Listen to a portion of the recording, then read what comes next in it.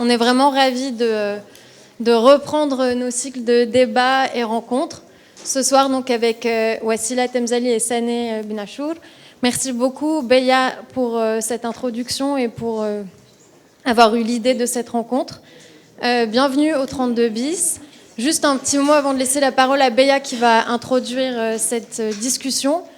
Vous avez en bas au rez-de-chaussée une exposition de 4 jeunes artistes vidéastes tunisiens et tunisiennes, si vous souhaitez la visiter en partant après la conférence.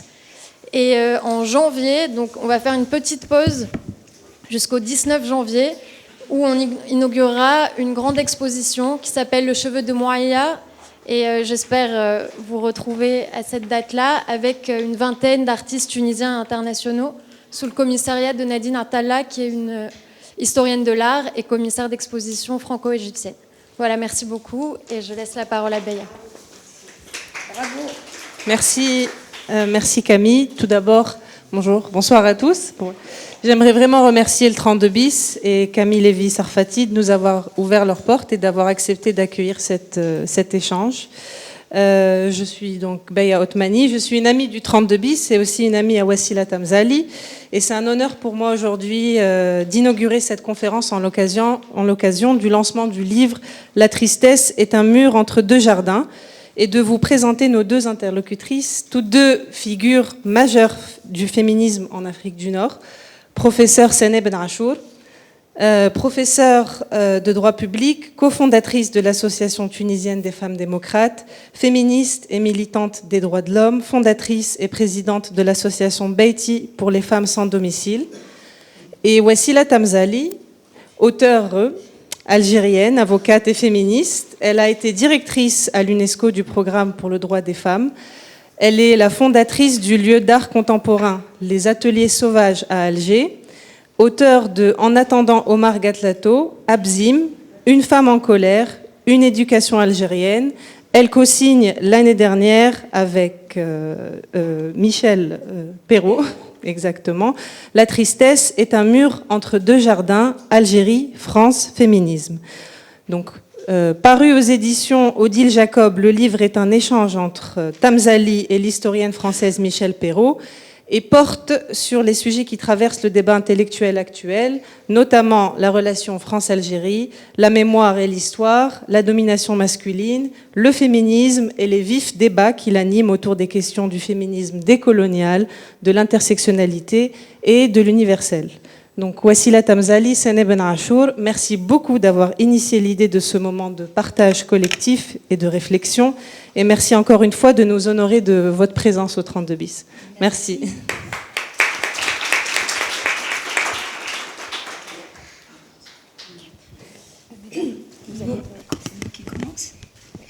Très bien, merci Beya, merci au 32 bis, merci à vous toutes et tous d'être là, amis tunisiennes et algériennes, amis tunisiens et algériens. C'est un moment de grande émotion pour moi que d'avoir cet échange avec Wassila. Beya vient de le dire, j'aurais pu m'arrêter là, elle le dit très bien. En fait, aujourd'hui, la rencontre que j'ai avec Wassila, c'est autour d'une conversation. Donc, il y a une rencontre et une conversation. Mais avant cette rencontre d'aujourd'hui, je voudrais vous dire que, et avant aussi de présenter un peu plus Wassila, je voudrais vous dire que Wassila est une figure du féminisme, mais figure du féminisme connue par nous en Tunisie et qui a laissé des traces, des traces importantes. Ma rencontre avec Wassila Temzali, grâce à mon ami Radouj, mais c'était ma rencontre, c'était en 1988. Et je pense qu'avec Wassila Temzali, elle nous a aidés. J'étais encore jeune assistante à la faculté de droit de Tunis. C'était un moment de transition, comme on dit, c'était en 1988. Il y avait un grand débat sur la langue à l'époque, un grand débat sur la place du droit dans la cité. Et donc, Wassila, et puis la place des femmes en particulier. Et c'était l'année où la Tunisie a émis une réserve à la Convention contre toutes les formes de discrimination à l'égard des femmes. C'était... Oui, non, à l'égard des femmes, la CEDEF. Et donc, c'était quand même un traumatisme. C'était la première fois que la Tunisie émettait une réserve sur une convention internationale et donc émettait une réserve qui concerne les femmes, alors que la Tunisie se targuait d'un féminisme d'État, d'un féminisme qui avance, et elle le dit d'ailleurs Wassila dans son ouvrage. Et donc je pense que ce café Wassila et il y a mon ami Hafid Ashkir, on a eu l'idée de faire un colloque à la faculté sur ces réserves-là, qu'on a intitulé « La non-discrimination à l'égard des femmes entre la Convention de Copenhague et le discours identitaire ». C'était la montée des discours identitaires, on faisait tout au nom de l'identité. Et donc Wassila nous a aidés à faire ce colloque qui, pour moi, aujourd'hui, reste un acte fondateur, je peux te le dire. Je te fais une confession, je t'en ai déjà parlé chez Khadija. Je pense en quoi il est fondateur, c'est parce qu'on a percé l'univers académique, l'univers universitaire très fermé.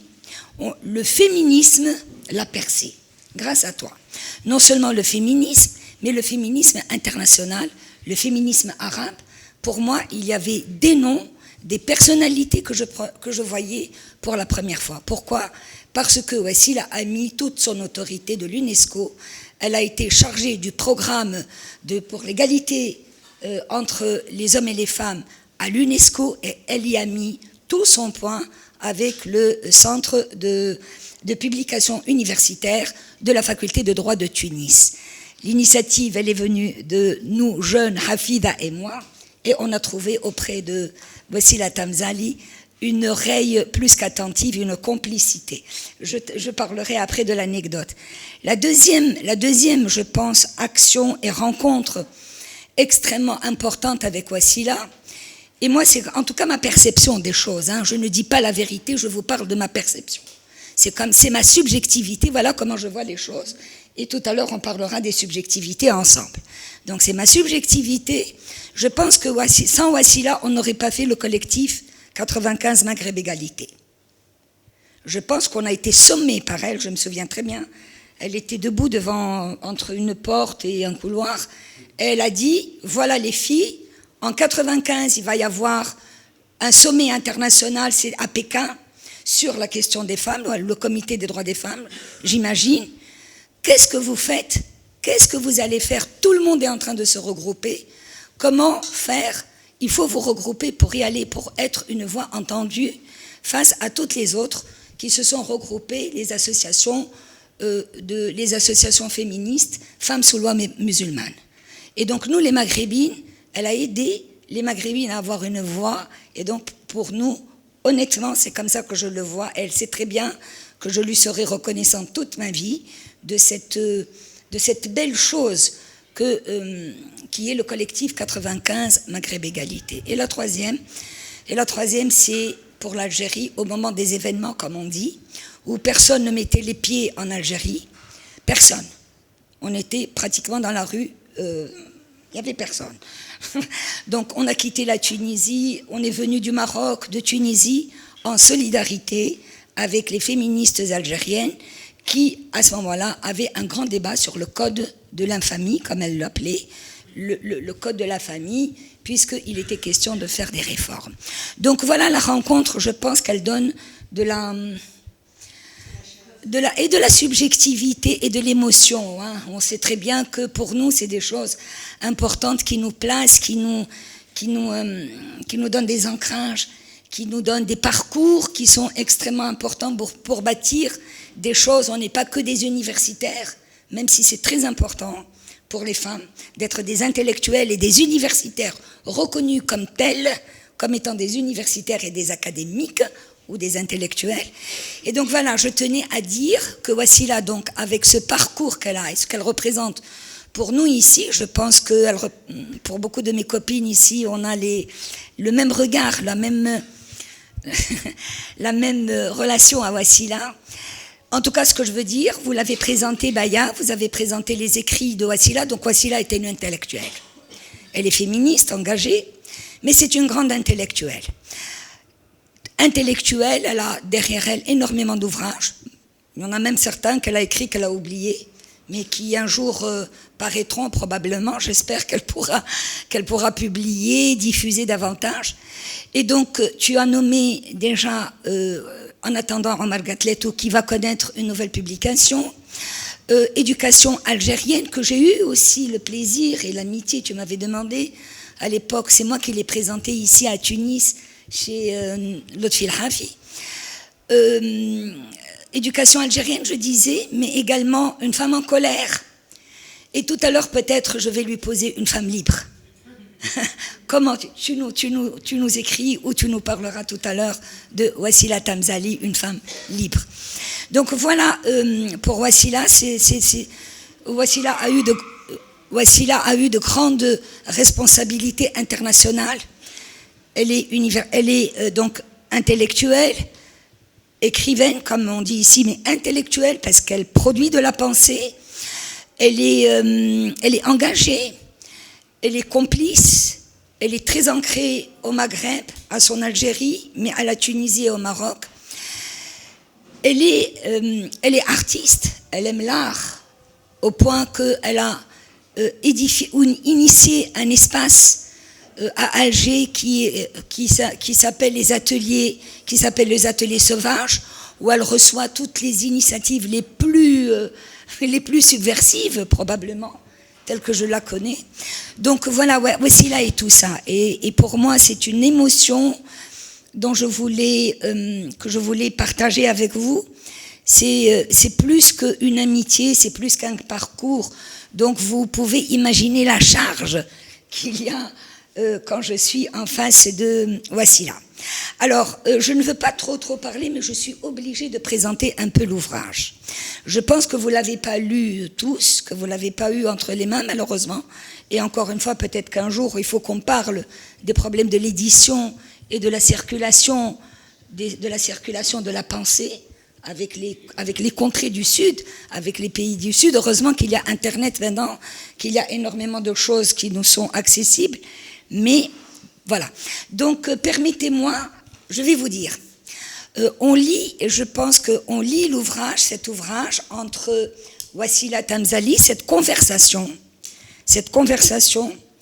entre deux femmes de grand calibre, entre Michel Perrault, historienne mais qui a fait l'histoire des femmes, Michel Perrault qui a été une des grandes initiatrices, et l'université le sait, une des grandes initiatrices de ce qu'on appelle les études de subalterne, avant même la lettre, puisqu'elle s'est intéressée à la prison, elle s'est intéressée aux ouvriers, elle s'est intéressée à la prostitution, et moi-même, je l'ai connue, j'avais énormément de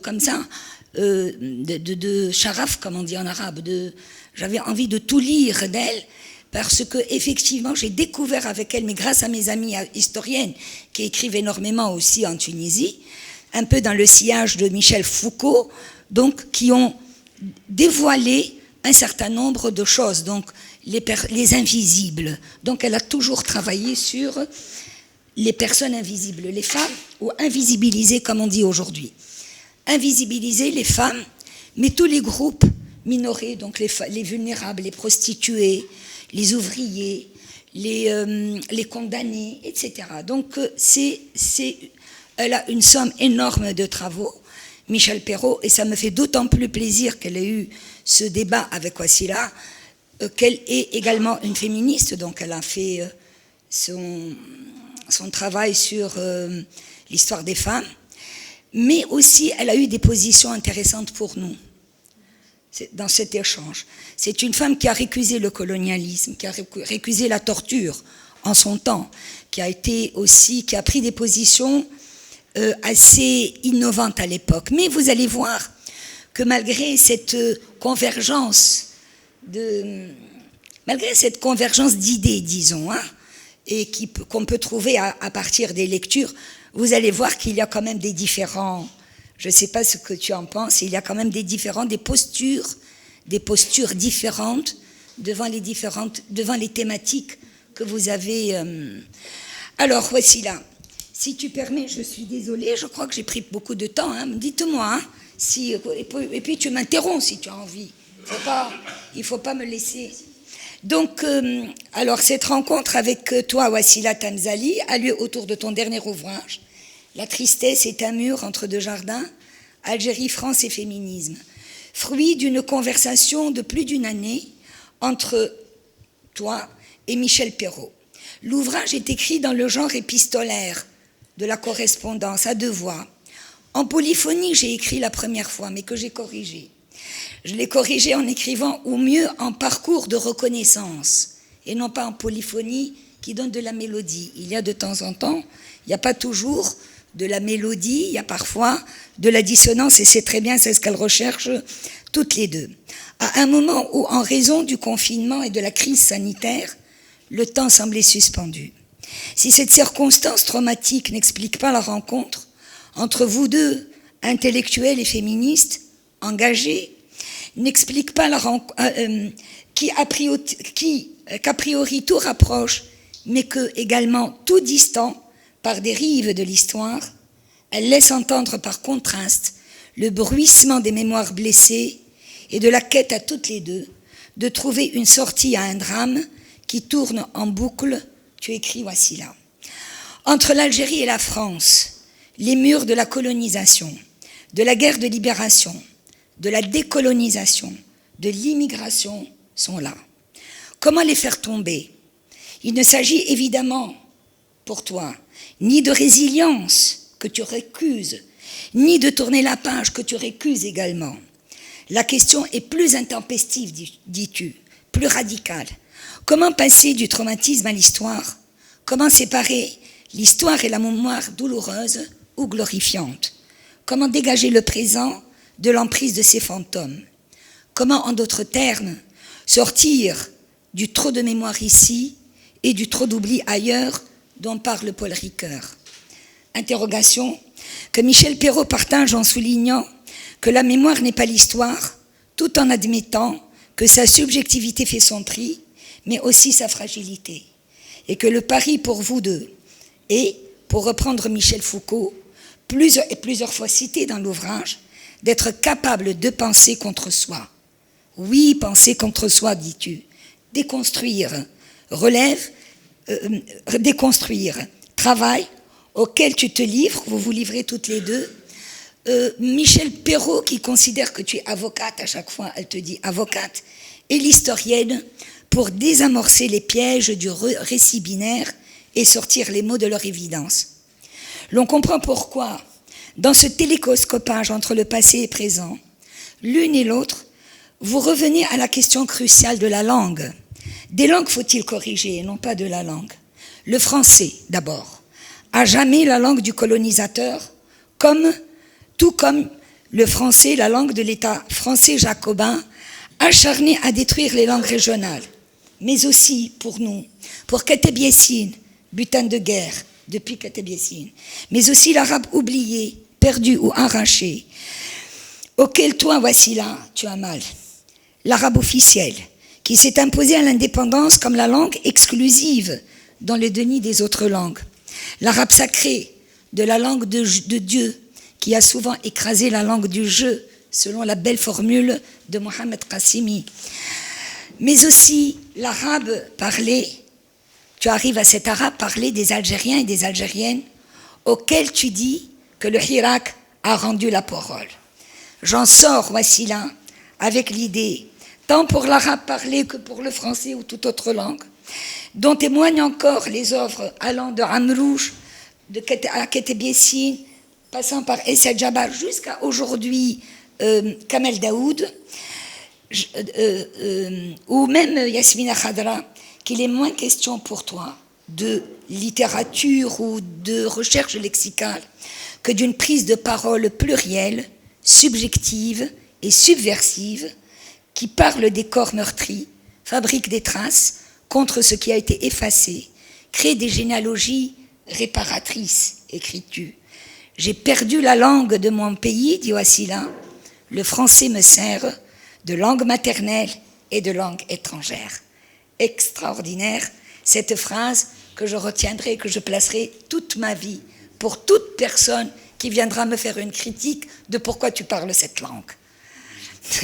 Face au trauma colonial, et au régime de l'indépendance qui l'ont prolongé, parce que tu parles bien des régimes de l'indépendance, et la formule que tu emploies, c'est celle de la nuit coloniale. Les régimes de l'indépendance dans nos pays ont prolongé la nuit coloniale. Pourquoi dis-tu?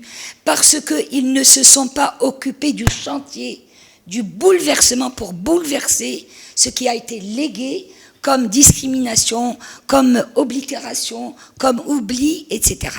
Et donc, c'est pour ça qu'on se retrouve un peu tous en Tunisie, comme en Algérie, comme au Maroc. Donc, et plutôt en Algérie qu'ailleurs, on sait la violence de cette colonie de peuplement, et tu en parles. Donc, cette hantise de disparaître que détecte la psychanalyste Karima Lazili chez ses patients comme dans le corps collectif, malade ou dit-elle, les subjectivités continuent de se débattre dans des blancs de mémoire et de parole, en Algérie comme en France. Face à cette peur inscrite dans la mémoire, des falsifications des généalogies, de la réduction des personnes et des corps sans nom, à cette machine à produire des effacements mémoriels, à détruire l'univers symbolique de l'indigène, face à ce refoulé qui ressurgit inlassablement, violemment, et explique, selon l'auteur, la permanence du fratricide dont tu as été victime toi-même dans l'espace politique algérien, Wassila Temzali, loin des réponses politiques, des discours convenus, des demi-mesures, du factice de la repentance, Wassila Temzali demande réparation. À Michel Perrault, qui s'interroge si la réparation est de l'ordre de la prothèse, tu répliques non. Une prothèse est un intrus. La réparation, c'est prosaïquement coudre, combler ensemble les morceaux d'un objet cassé, fissuré, brisé, pour le reconstruire, en reprendre et en prolonger l'usage. Ce qui fait la réparation, c'est sa trace, dis-tu. C'est sa trace même, comme dans le kintsugi, si je prononce bien. La pratique au Japon, voilà, la tradition du Japon de la réparation des vases cassés et qui laisse toujours introduire une lumière. Réparer des traumatismes, c'est passer de la mémoire à l'histoire, des mémoires douloureuses. Voilà ce que tu écris, réparation donc. Dans tout cela, on peut se poser la question, que devient l'universalité donc? Qu'entache à jamais la torture de la colonialité? La promesse universaliste, selon laquelle tous sont égaux en droit et en dignité, n'est-elle pas, comme tu le dis toi-même, une abstraction trompeuse, une négation du réel sur lequel sont venues se fracasser les identités meurtries, comme les identités meurtrières, comme surtout, et c'est ce que tu montres, surtout les femmes. Ici, dans nos pays, en Algérie, mais également en France. Et on sait ce que les Françaises ont enduré entre la Révolution française de 1789 jusqu'au moment, et encore aujourd'hui, pour un certain nombre de droits et sur la question de l'égalité pleine et entière.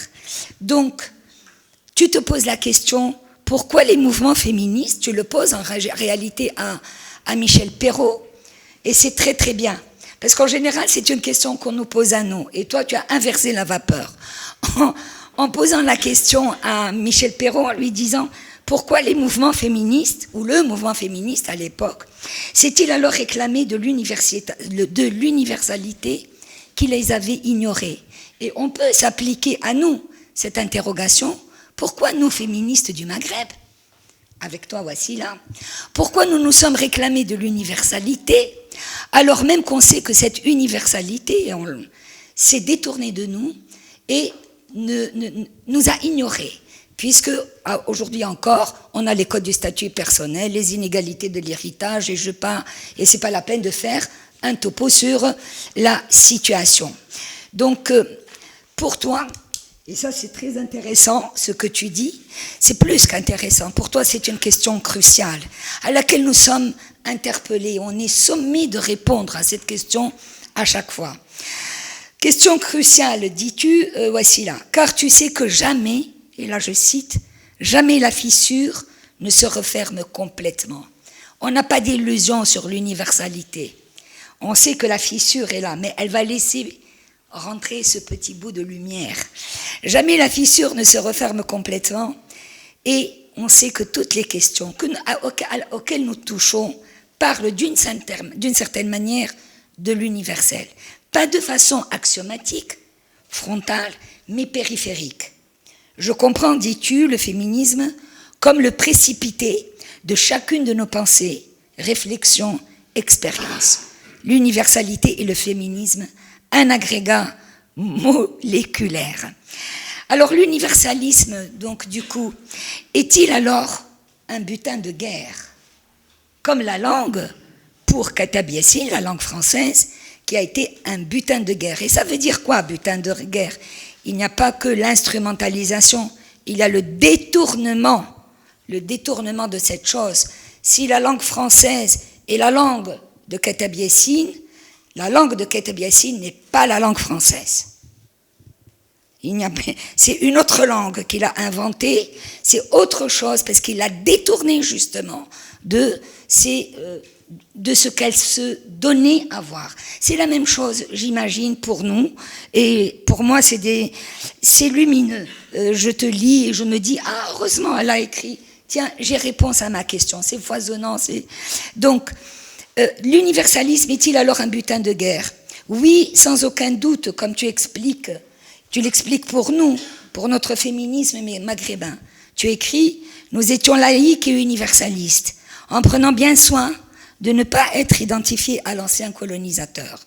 Nous savions que ces concepts et principes étaient marqués dans la pensée coloniale par un odocentrisme qui faisait échec à l'universalisme et un racisme institutionnalisé par l'État colonial bâti sur la hiérarchie des sexes. Nous menions ce combat au nom d'impératifs universels, dans une confrontation critique, constante et voulue de l'héritage colonial. Notre appropriation de l'universel, oui, c'est le mot, notre appropriation de l'universel, passée par sa déconstruction, le rejet de son usage par les pouvoirs et les élites. Comment donc, voici là, redéfinir ce butin de guerre et garder le cap d'un universalisme qui a été le fer de lance d'un féminisme de progrès auquel, rétorque Michel Perrault, vous et moi sommes attachés. Quelle réponse au changement et aux défis qui s'imposent? Aux défis des circulations, des migrations, des frontières, des conflits, des visas, du retour du religieux, du populisme, etc.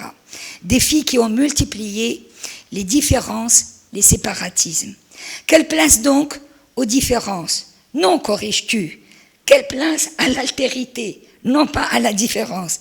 Distinction subtile qui nous sauve, dis-tu, de la différence.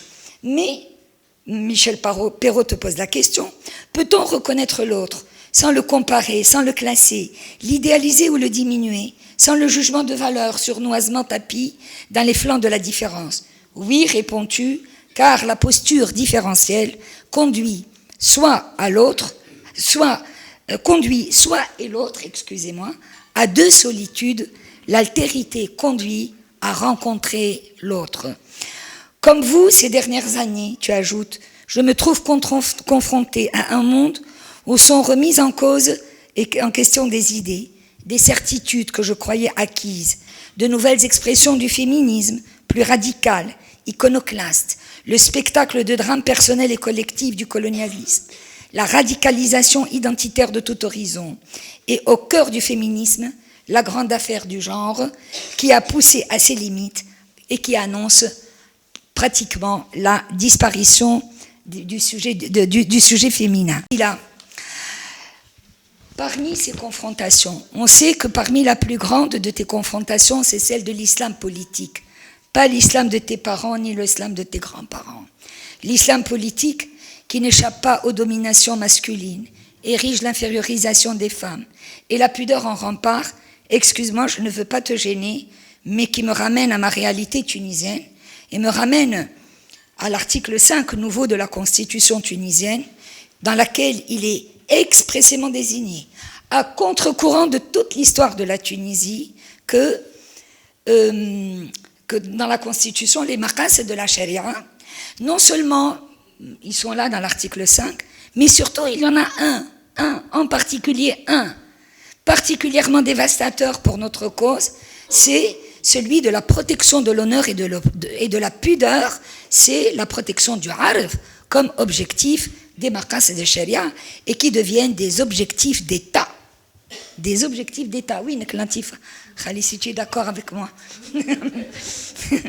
Donc, au féminisme islamique également, tu es confronté, mais avec beaucoup de dialogue, il n'y a pas de rejet il n'y a pas d'agressivité. Non, il y a une grande radicalité au féminisme islamique dont tu as expérimenté l'impasse. Ensemble, on a expérimenté l'impasse.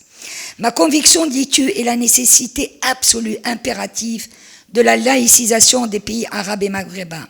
Seule la laïcité peut permettre et laisser se développer une pensée féministe, une organisation politique démocratique, une culture libre de tabous et une recherche qui admettra enfin un certain nombre, les droits des femmes. Elle dit que la terre est ronde, mais qui admettra l'égalité.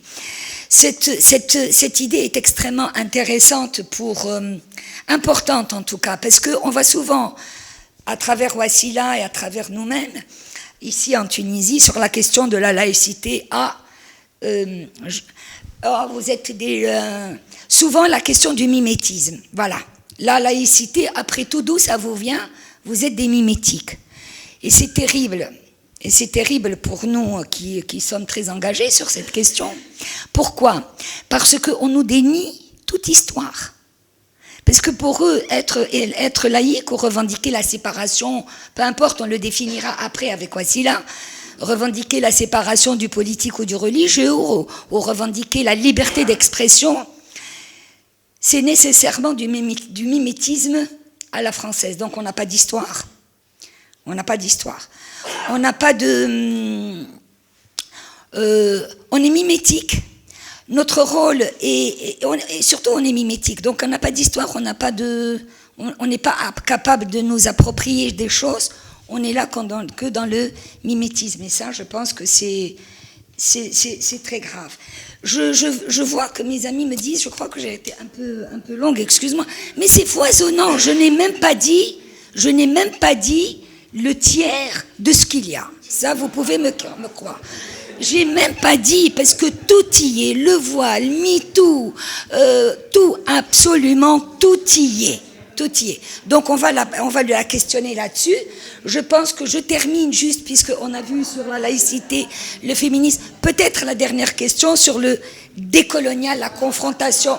On le laisse après? Tu veux parler? Oui? Mais tu vas me poser des questions. Oui, je vais, mais... Oui.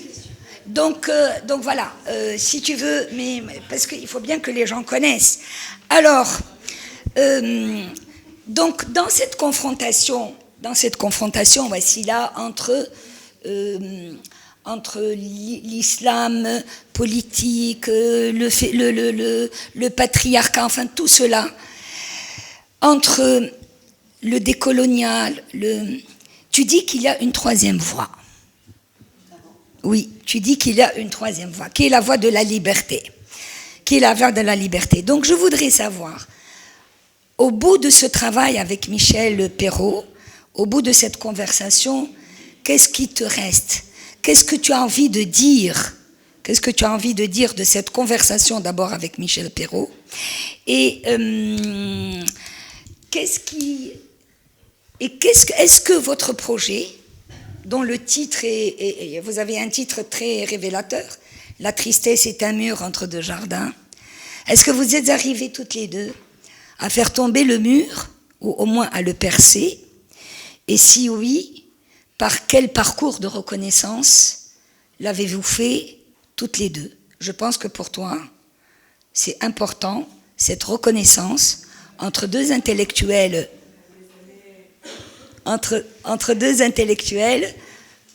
français, une française, une algérienne, et où vous avez cette conversation. Tu prends la parole, toi? Bon, c'est compliqué de prendre la parole après...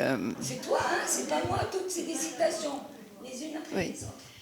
Bon, c'est un livre qui s'est fait dans une période très particulière puisque c'était le Covid.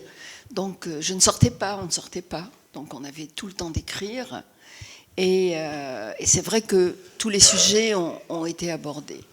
Et tous les sujets ont été abordés parce que tout à l'heure, Sana a beaucoup parlé de l'universel. Sana a beaucoup parlé de l'universel. En fait, ce que j'ai essayé de faire, c'est de construire, au fond, une position, ma position, c'est-à-dire, c'est pas une position dans le sens la position, c'est-à-dire où j'étais, quelle était ma place dans toutes ces idées dont tu viens de parler, c'est-à-dire le féminisme, toutes ces questions. Quelle était ma place? Comment je pouvais expliquer ma place? Et je pense que je l'ai fait avec...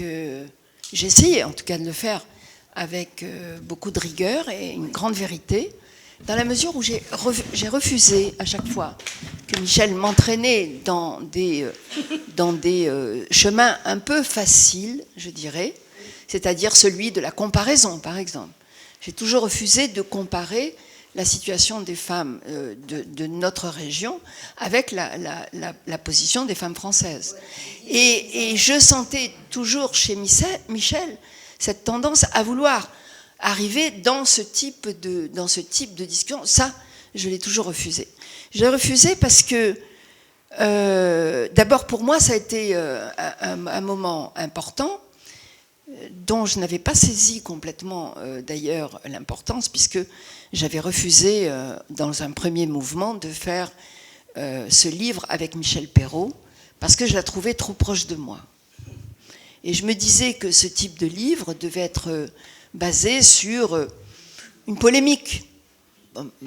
On peut, pour aller vite, hein, c'est peut-être pas le bon mot, mais au moins des divergences. Et donc, j'avais peur de faire un livre ennuyeux, très ennuyeux. Et pour d'autres raisons, j'ai fini par accepter de faire le livre. Et au fur et à mesure, je me suis rendu compte que ce qui était vraiment intéressant, c'est que, comme nous étions du même avis, nous avons pu tout nous dire, ce que nous ne partagions pas surtout. Et ça, c'était très important. Parce qu'on était d'accord, on a pu tout dire. On a pu tout dire. Et on est arrivé dans des niches je vais employer des mots qui n'ont pas désaccord, par exemple, dans des niches de controverses, par exemple, qui étaient que je n'avais jamais abordées dans les discussions de tous les jours, courantes, parce que j'en ai eu des débats avec des féministes françaises et féministes italiennes, espagnoles, même avec des femmes conservatrices, des algériennes, des marocaines. Mais jamais j'ai été si loin dans cette réflexion. Et ça, c'était très bien. C'est la première fois, quand je l'ai dit à Paris, et quand je l'ai dit encore il n'y a pas longtemps au musée Carnavalet, tout le monde était étonné. C'est la première fois qu'on me proposait de faire un débat avec une intellectuelle française. Et là, je dois dire que je ne vais pas reprendre tout ce qu'a dit Sana sur l'importance du livre. Je vais essayer d'aller plus loin. Le plus loin, c'est qu'au fond, ce que je retire du livre, c'est que j'ai mesuré ma position par rapport au savoir français. Et ça, c'est extrêmement important. Parce que c'est pas seulement la langue que je pensais être un butin de guerre. Je pensais que le savoir français, c'était mon butin de guerre. Et que j'avais le droit de l'utiliser comme s'il était à moi. Et je me suis rendu compte qu'il y avait, au fond, un malentendu. Par exemple, quand Michel Perrault, que je connaissais, hein, quand on s'était beaucoup croisés, la première chose qu'elle me dit, quand on se téléphone, elle me dit « C'est bien, voici là, on va faire un livre ensemble, je suis très contente, évidemment. j'ai lu tous vos livres, parce que ça, c'est quelqu'un de très... parce qu'elle a lu tous mes livres avant de dire oui. C'est vraiment quelqu'un de... moi, j'ai pas lu tous ses livres, Mais elle me dit, voilà, je suis très contente, voilà, on va faire un plan, on va parler de la polygamie, on va parler de... Ah, j'ai dit non, Michel, là, je vous arrête tout de suite, je ne veux pas parler de la polygamie, parce que ça ne m'intéresse pas. Voilà.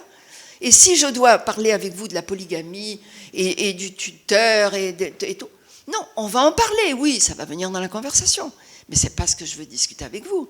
La chance qui m'est donnée d'avoir le temps de parler avec quelqu'un comme vous, et je ne lui ai pas dit, je n'ai pas osé lui dire, et vous avez la chance de parler avec moi. Mais évidemment, évidemment. Parce que pour savoir quelle est la loi sur la polygamie, etc., c'est pas la peine. C'est pas la peine. Écoutez, c'est dans Internet. C'est Google. Google peut lui répondre. Voilà. Qu'est-ce qu'on peut faire de plus que Google? C'était ça qui était intéressant, au fond. Voilà. Elle pensait qu'elle voulait te questionner. Non, mais elle le dit. Nous nous sommes rencontrés au musée Carnavalet. Si certains d'entre vous vont à Paris, allez au musée. Il y a une très très belle exposition sur le féminisme à Paris. Paris comme lieu du féminisme. Il y a d'ailleurs un volet sur la guerre d'Algérie. C'est-à-dire que c'est vraiment un travail qui a été fait, un travail remarquable, sous le commissariat de Christine Barr, qui est une grande féministe, qui a monté d'ailleurs, je le dis ici, c'est très important, et je le dis à vous, parce qu'on pouvait faire des liaisons avec elle, elle a monté une association sur les archives féministes. Ouais. Et les archives féministes, vous savez que c'est la grande mode en ce moment, c'est très en vogue, mais elle a des moyens, parce qu'elle l'a fait avec une ville, la ville d'Amiens. Il faut beaucoup d'argent pour faire des archives, et donc c'est une femme. Et Michel a fini par reconnaître, parce qu'elle est très honnête, hein, Michel Perrault. Elle est formidable hein, dans ce sens-là. C'est-à-dire, ce qu'elle découvre, elle le dit. Elle a dit, écoutez, moi, je pensais que j'allais interroger Wassila, mais à la fin, c'est pas ce qui s'est passé. Et je ne l'ai pas vraiment interrogée, mais nous avons parlé, vraiment. C'était pas sur le mode, je vais vous interroger sur votre culture, voilà. Non, ça n'a pas été ça. Et ce qui est quand même intéressant, et je veux le partager avec vous, parce qu'ici, on est à peu près dans la même situation, c'est que nous avons tous, par rapport au savoir français, par rapport à ce que nous avons appris, par rapport à ce que nous continuons, sur les choses sur lesquelles nous continuons à travailler, nous pensons que nous sommes entendus, puisque nous avons le même langage. Que dans notre pays, certains ne nous comprennent pas et ne nous entendent pas. C'est parce qu'on mesure, en tout cas moi je mesure avec beaucoup d'humilité, la cassure qu'il y a entre moi et une grande partie de la population en Algérie. Il faut être complètement aveugle pour ne pas le reconnaître, d'accord. Et d'ailleurs, notre grande difficulté, et c'est peut-être pour répondre très lapidairement à quelques-unes de tes interrogations, c'est qu'au fond, toutes ces questions qu'on essaie d'aborder, que ce soit l'universalisme et toutes ces questions-là, c'est que nous utilisons, nous utilisons un matériau intellectuel qui est le matériau qui n'est pas celui de notre pays, de nos pays. Et nous avons une énorme difficulté. Souvent, quand je fais des conférences, je l'ai souvent dit aux gens qui m'écoutaient et qui avaient l'air, qui me regardaient comme si j'inventais la poudre. Je leur disais, attention, ce que je vous dis là, ça fait 100 ans qu'on le dit dans nos pays, si on prend la mesure. Parce que quand on fait des conférences dans tous les pays occidentaux, on a l'impression que nous sommes des novatrices. Pas du tout. Nous sommes dans une tradition. Ça fait de longues années qu'on pose toutes ces questions, sur la question du féminisme, la question de la démocratie, la question de la liberté, la question du sujet. Nous ne sommes pas les premières, ni les premiers à les poser. Mais la question que nous nous posons et que nous devons nous poser aujourd'hui, c'est pourquoi nous ne réussissons pas à être entendus par beaucoup plus de gens, n'est-ce pas? Et je ne ferai pas une réponse trop rapide, hein, pour dire qu'il faut tout de suite se mettre dans le décolonial pour être entendu. Parce que, je vais vous dire, en 62, nous étions des décoloniaux. Nous n'étions que des décoloniaux. Mais ce que nous n'avions pas fait, et c'est ça le problème que nous n'avions pas fait, c'est qu'en réalité, nous n'avons, en 62, il y a ici des amis algériens qui ont mon âge, ou presque en tout cas, nous n'avons plus parlé de la colonisation. Nous avons voulu tourner la page. C'est ça la différence, si vous voulez. C'est-à-dire que nous étions des décoloniaux avec un accent sur le « et », décoloniaux. Le mot décolonial qui vient de l'Amérique latine et qui s'écrit sans accent sur le « e », c'est l'anticolonialisme, si je devais le formuler en langue parlée. Ce n'est pas parce que nous étions des décolonisateurs. Nous voulions décoloniser l'Algérie. Nous nous sommes occupés du présent et comment construire un présent pour faire advenir un futur. Alors, là, c'est vrai que nous avons fait une grande erreur. Après, j'espère avoir le temps d'en parler. Nous avons fait l'erreur, c'est vrai, parce que nous ne nous sommes pas rendus compte qu'en réalité, ce futur que nous attendions, cette Algérie que nous voulions construire, cette utopie que nous avions, n'est pas advenue. Il faut le dire. Ça a été un échec total. Et cet échec a été possible dans cette proportion énorme, c'est que en réalité, nous ne savions pas que c'était dans le passé, bien compris et bien vu, que nous allions pouvoir fabriquer la forme du futur.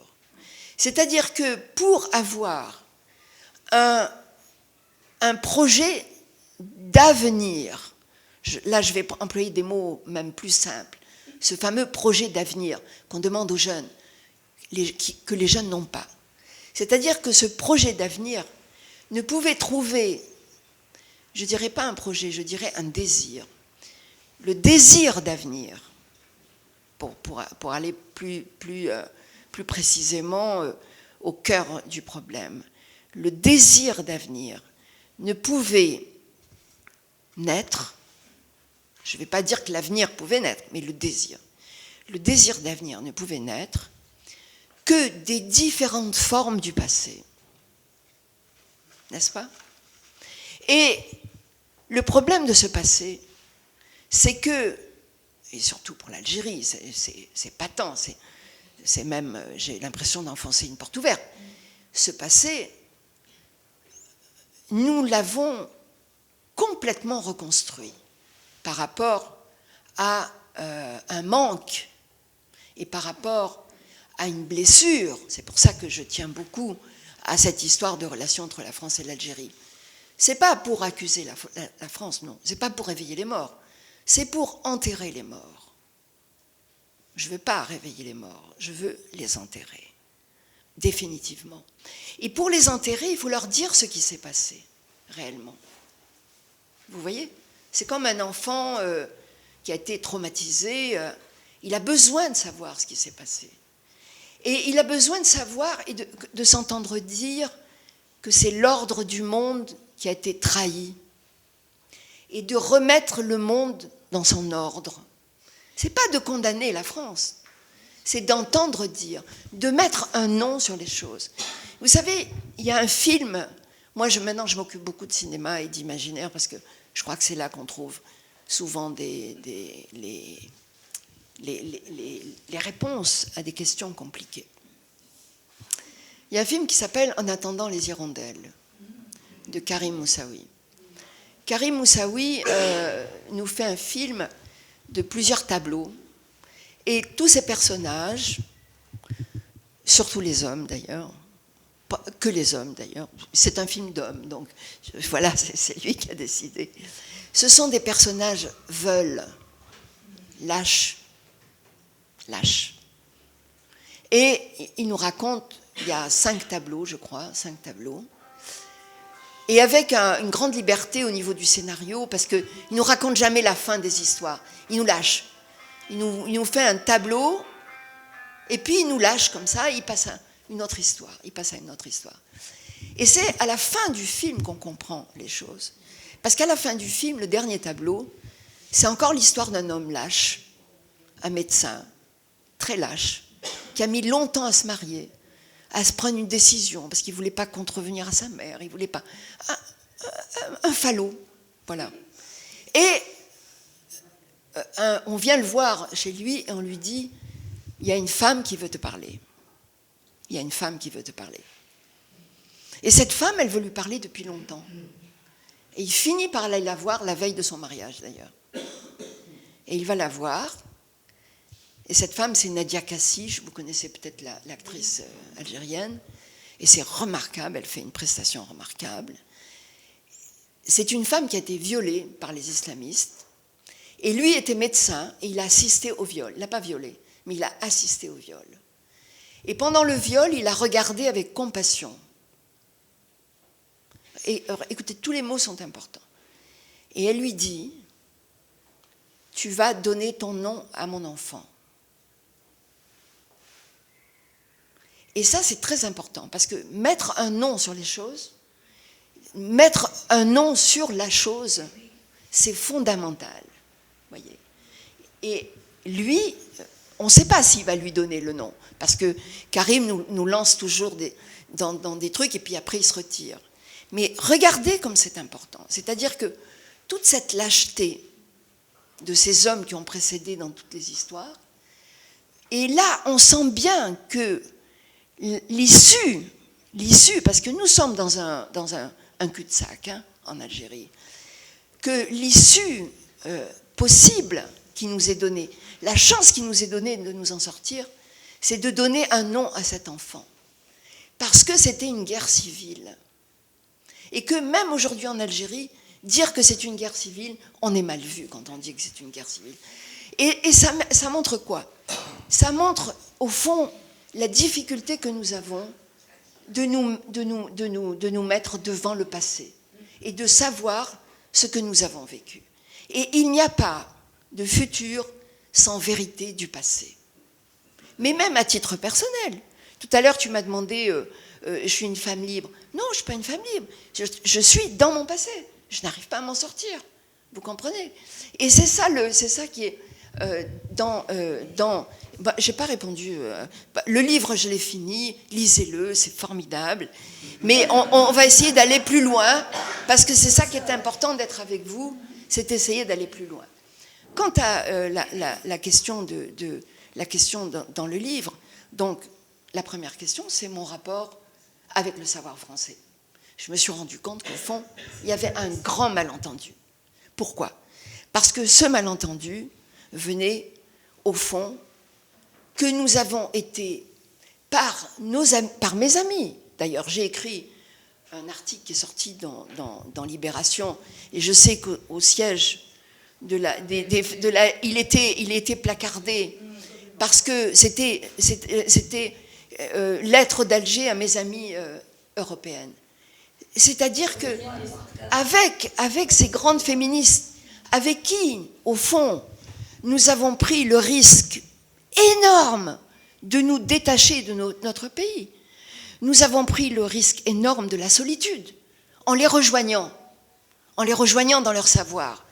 Nous quittions nos contrées, nous quittions nos territoires. Après tout, pour moi, ce serait plus confortable d'être islamiste et bien à l'aise en Algérie aujourd'hui. Ça serait bien, ça serait très, très commode. Mais non, on est sur la marge.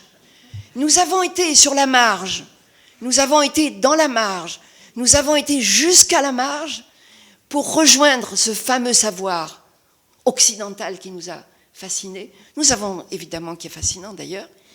Et quand nous voyons devant nous des personnes qui nous ethnicisent je ne dis pas racisme, je parle de ethnicité. Hein? Quand il y a eu ce débat sur le voile et qu'on a osé dire qu'il ne fallait pas parler du voile parce qu'il fallait d'abord il y avait des discriminations racistes, ça m'a rappelé le discours du FLN qui nous disait « Ne parlez pas des femmes, il faut d'abord développer l'Algérie. Et il faut que le peuple apprenne à lire et à écrire. » Donc, me voilà devant des féministes que j'ai traversé on a traversé la rivière pour les rejoindre. Et nous nous trouvons au fond devant des personnes qui ne nous ont pas comprises. Et j'ai évité à Michel cette erreur. Je lui ai évité cette erreur. J'ai évité un livre binaire placé sur une comparaison entre les femmes arabes, hein, on va vite là, et les femmes occidentales. Je lui ai refusé, je lui ai dit non, Michel, c'est pas comme ça qu'on va travailler, parce que c'est pas possible. Nous allons faire comme les tisserandes. Vous allez tisser un morceau, je vais tisser un morceau, et on va faire une image des femmes. Vous connaissez ce texte, très beau texte de Henry James, l'image dans le tapis. Bon, c'est détourné, hein, je l'ai détourné évidemment, parce que dans l'image pour le tapis, justement, il n'y a pas d'image. Mais moi, ce que je voulais, c'est que dans notre tapis, il y ait une image, et que cette image, elle ne sorte pas de la différence, elle sorte de l'altérité. Parce que la différence entre l'altérité et la différence est énorme, énorme. C'est-à-dire que entre Sana et moi, il y a une altérité. Il y a une altérité entre tout le monde, n'est-ce pas? Mais il n'y a pas une différence. Or, dans la pensée occidentale, on est dans la différence. Et le grand drame aujourd'hui le racisme en France, etc., c'est qu'il est né de la différence. Et il faut savoir que dans les années 80, le mouvement Ni pute ni soumise a été détourné de son objectif.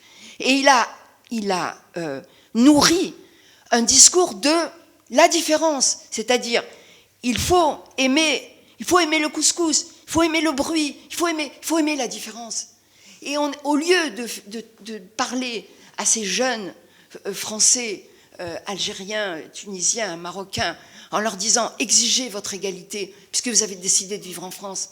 Exigez l'égalité, exigez. » Non, on les a encouragés dans cette différence. Et qui n'est pas quelque chose qui les a rapprochés de leur pays. C'est pas vrai. C'est pas vrai. Parce que ces jeunes, quand ils viennent en Tunisie, en tout cas en Algérie, je ne vais pas parler de la Tunisie, mais ils viennent pour passer 2 semaines de vacances, ils restent 1 semaine. Parce qu'ils sont différents. C'est des Français. C'est des Français, vous voyez. Donc ça a été un peu « Maintenant, pour terminer, pour essayer de répondre à tout ce que tu as dit, la question de l'universel. La question de l'universel, d'abord, c'est de l'ordre de la conviction. D'accord? C'est-à-dire que je ne peux pas vous dire pourquoi. Mais, par contre, on peut discuter de l'utilisation de l'universel. D'abord, dans le livre, et ça, Michel a eu on l'a laissé, enfin, on a très peu, on ne s'est pas corrigé, hein. Elle n'a pas enlevé des choses que j'ai dites et moi, ce qu'elle a dit. À un moment donné, elle me dit, non, parce qu'à un moment donné, je lui dis, mais Michel, mais vous êtes trop gentil, mais enfin, allez-y, posez des questions quand même, un peu, elle est trop courtoise. Alors, elle se force un peu et elle me dit, mais quand même, c'est révélateur. Non, mais c'est quand même révélateur. Elle me force, et qu'est-ce qu'elle me dit? Voici là, comment expliquez-vous, c'est dans le livre, hein, comment expliquez-vous que les femmes algériennes qui ont été les plus intégrées dans la République, attendez, soient moins bien que les Tunisiennes, que le statut des Tunisiennes et des Marocaines. Ce n'était ni universaliste, ni républicain. Alors ça, on ne pouvait pas être... Et c'est, si vous voulez, ça c'est le côté de Michel. Bon, elle a dit oui, vous avez raison. Parce que tout de suite, elle dit oui, vous avez raison, puis elle donne des détails, parce qu'elle sait tout. Alors elle donne des détails, elle va même dire des choses que je ne savais pas. Mais sur la question de l'universel, vous savez, quand le FLN a été plaider sa cause aux Nations Unies, il n'a pas dit nous on est des musulmans, on veut être indépendants des Français qui sont des chrétiens. Non, ils n'ont pas dit ça. Ils ont fait référence à la Déclaration universelle des droits de l'homme. C'est-à-dire, s'entend que, au nom de l'humanisme et au nom de l'universel, que les Algériens ont défendu leur lutte auprès des Nations Unies et auprès des gouvernements, etc., etc. Au nom de quoi, et si ce n'est pas cette conviction, au nom de quoi j'irai défendre l'égalité des hommes et des femmes? Pourquoi? Pourquoi, au fond? Pourquoi? Parce que si vous prenez, comme on dit, quand il y a eu, vous savez, en 1994, aux Nations Unies, il y a eu une grande fracture, et ça je peux dire que j'étais aux premières loges, parce que au SIDO, dans ce fameux comité, où il y avait une ambassadrice égyptienne, et on avait eu le rapport du Bangladesh, je me souviens. Et moi, j'étais l'Algérienne, mais j'étais aussi l'UNESCO, donc je n'apparaissais pas dans les... Mais j'étais l'amie de toutes les membres et de toutes les expertes. Et elles m'ont dit, il faut qu'on fasse quelque chose. Alors, avec l'ambassadrice égyptienne et moi, on avait rédigé quelque chose de très, mais vraiment... comme ça, hein, en disant que c'était l'application, l'interprétation, et puis la pauvreté, etc., de la religion qui pourrait expliquer la situation des femmes. Enfin, c'était vraiment empoulé. Et quand c'est arrivé à la 3e commission, où là siègent tous les États, même ceux qui n'ont pas signé la convention, la première personne qui a pris la parole, je vais vous le dire, je suis en Tunisie, tout d'un coup, on entend une jeune femme tunisienne qui dit « c'est un rapport raciste, c'est un rapport ». Et moi, je tombe des nues. Et la deuxième, c'est une Algérienne. Je suis allée les voir après. J'ai dit « mais pourquoi vous dites ça? Oui, on n'a pas le droit de toucher à l'islam ». C'était en 1940, regardez la mémoire, hein, il y a des choses qui me restent. C'était la session de 1994, ça a été la première rupture sur l'unicité du droit de la commission, de la communauté internationale. Vous allez me dire que la communauté internationale, elle a été construite par un club d'occidentaux. Je suis d'accord avec vous. Il y avait que l'Occident, plus 1 ou 2 pays, d'accord. Mais, concernant cette idée de la conviction, et quand, si vous voulez, la figure que je retiens concernant toutes ces idées, c'est pas une figure d'influence, parce que je vous dis que en France, en Algérie, on n'a pas pu être influencé par les droits de l'homme, puisqu'ils n'étaient pas respectés, par la République, parce que nous étions un 2e collège, etc., etc. Mais c'est la question de la confluence. Il me semble que arriver à l'idée de liberté, c'est pour moi une donnée de l'humain. Je pense que c'est une donnée. Et c'est une conviction. Je comprends très bien qu'on ait une idée différente, vous voyez. Mais c'est quand même une idée que à partir de là. Et à partir de là, connaissant toutes les critiques qu'on fait à l'universel, j'ai toujours pensé qu'il était plus utile, si vous voulez, de nourrir l'universel de nos expériences, elle, la française, et moi, l'algérienne, pour essayer de comprendre ce qu'était l'universel. Parce que l'universel, c'est quelque chose qui reste à construire, tout le temps. Jean-Paul Sartre disait, l'universel reste à faire. Et c'est tout le temps... oui ? Ah, c'est la chaleur, d'accord. Voilà, donc c'est tout ce que je voulais vous dire. Par contre, alors, je voulais terminer sur le décolonial. Alors, si vous voulez, dans le livre, vous allez voir quand même, je suis une personne assez honnête, on voit mon évolution. Parce qu'au début, je m'insurge. Parce qu'on me vole mon histoire. Comment on l'a décolonialisé? Mais c'est nous les décoloniaux. D'accord, ok. On me vole mon histoire. Mais ensuite, je comprends. Et vous savez, j'ai compris qu'il y avait quelque chose de retrouver. C'est comme dans la Gay Pride, vous voyez. À un moment donné, ah, vous nous dites noir, ah, vous nous dites arabe, ah, vous nous dites indigène.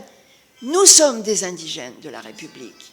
C'est-à-dire qu'à un moment donné, vous allez prendre chez celui qui exprime du racisme à votre égard et de la violence, vous lui prenez son argument et vous dites « oui, je suis ça ». Et c'est, au fond, c'est un défilé comment c'est la Gay Pride, c'est la traduction en français. C'est la marche des fiertés. C'est la marche des fiertés.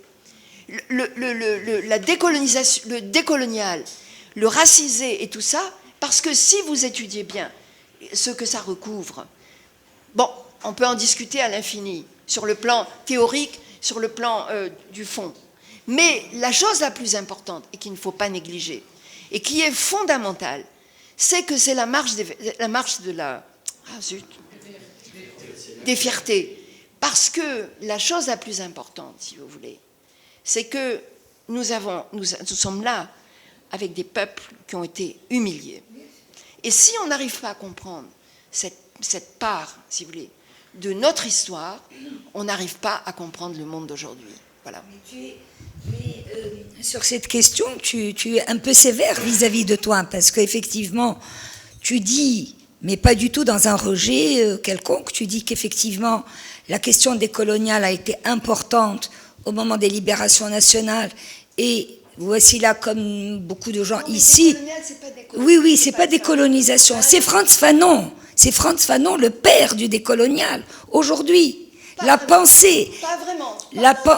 Non, Frantz Fanon, il y a Frantz Fanon, il n'y a pas que lui, il y a Camberley, il y a plein de monde. Il y a le black féminisme, le collo, c'est tout ça. Tu peux demander aux jeunes, ils sont là.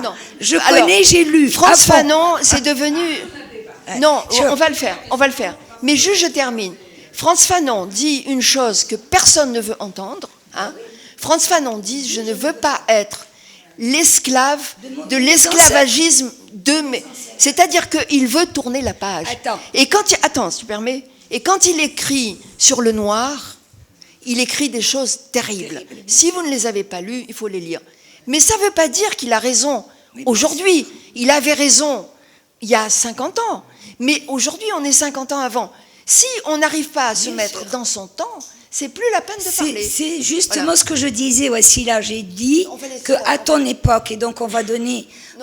Oui, à ton époque, c'est-à-dire que dans ta jeunesse, pour nous, au moment des libérations, ce que tu viens de dire, pour expliquer, il y avait cette pensée de la décolonisation et qui a accompagné notre... Aujourd'hui, il y a... C'est ça, je voudrais te rendre... Tu dis, je reconnais le décolonial et je le partage. Oui. Voilà, c'est ça le mot. Je reconnais le décolonial et je le partage. Maintenant, la question qui se pose, c'est par rapport au féminisme. En quoi le décolonial féministe est une libération des femmes? Voilà. Et donc, on va en discuter. Donc, si vous voulez, on va vous donner la parole pour poser des questions ou faire vos observations. Ce qui m'intéresse, en fait, par rapport à ce que vous avez dit, c'est par rapport au fait de prendre en considération le passé pour pouvoir avancer. C'est-à-dire que on ne peut pas construire quelque chose, on ne peut pas, ce que vous appelez un désir d'avenir, sans revenir sur le passé. Sauf que, comment revenir sur le passé quand j'ai l'impression, en tout cas c'est mon avis, et c'est ça que je voudrais discuter, j'ai l'impression que systémiquement parlant, on ne veut pas en discuter. C'est-à-dire que en France, par exemple, ce n'est pas qu'on ne sait pas, il y a de la documentation, il y a des tortionnaires qui ont témoigné, il y a des choses qui ont été dites, il y a des livres qui ont été écrits, pas assez certainement, mais en tout cas, il y en a. Mais politiquement et au niveau du système, ce ne sont pas des choses qui sont entendues. C'est-à-dire qu'elles ne reçoivent pas de réception. C'est-à-dire la France, quand vous avez parlé, je ne sais pas si c'est aujourd'hui ou dans une autre interview, il faudrait qu'on lui fasse connaître son histoire, mais comment faire connaître son histoire à quelqu'un qui n'a pas envie de la connaître? Et c'est ça, c'est cette problématique que je me pose de manière, voilà. Oui, mais là, bon, moi, j'ai pas de réponse, mais c'est bien de la poser parce que vous mettez en avant, au fond, la dimension politique de toute question. Toute question est politique. Et c'est pour ça que, d'ailleurs, aujourd'hui, il y a un grand travail des historiens et des historiennes françaises même, beaucoup, hein, et qui commencent à construire un savoir qui devient imparable. C'est-à-dire que de plus en plus, c'est compliqué de passer à côté maintenant de livres. Il y a des livres sortent maintenant. C'est un sujet qui n'est pas tellement regardé. Si vous prenez par exemple, si vous prenez le long chemin qui a été nécessaire sur la question de la participation de l'État de Vichy dans l'enlèvement, il a fallu combien de temps pour que Chirac, en 1994, reconnaisse la responsabilité de l'État. Mais de 1949 à 1994, ça fait beaucoup de temps. Et le problème aussi, c'est que il faut des historiens, et pas seulement des historiens français qui parlent de cette question, mais nous devons aussi avoir nos historiens. Par exemple, moi je vais dire, il y a un truc qui est tabou un peu, qui est encore tabou. Il y a une espèce d'omerta sur certains faits qui se sont passés entre les Algériens pendant la guerre de libération. Hein. Et cette omerta, cette espèce de chape, de silence qui pèse sur cette question-là, en Algérie, ça bloque tout, vous voyez.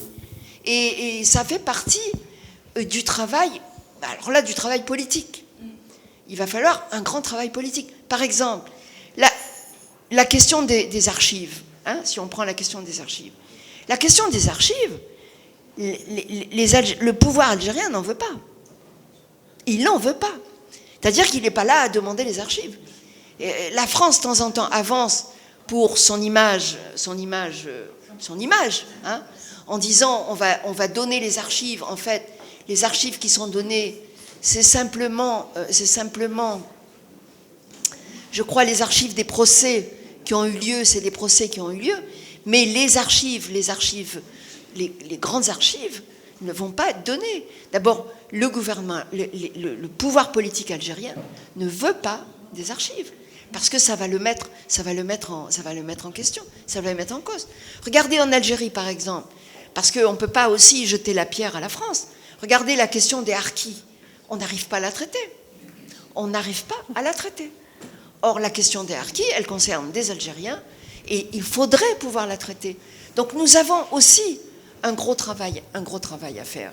Et je pense que sur la question, par exemple, moi j'ai écrit un livre qui s'appelle Une éducation algérienne, où c'est un récit sur une histoire personnelle avec la grande histoire. Je pense que ça c'est important aussi, que les gens occupent, vous savez, j'ai maintenant ce centre d'art, je vois beaucoup d'artistes, etc. Mais on peut dire, je ne sais pas si ici vous serez d'accord avec moi, mais qui écrit le récit national? Ce n'est pas nos gouvernements. Ils n'écrivent pas notre récit national.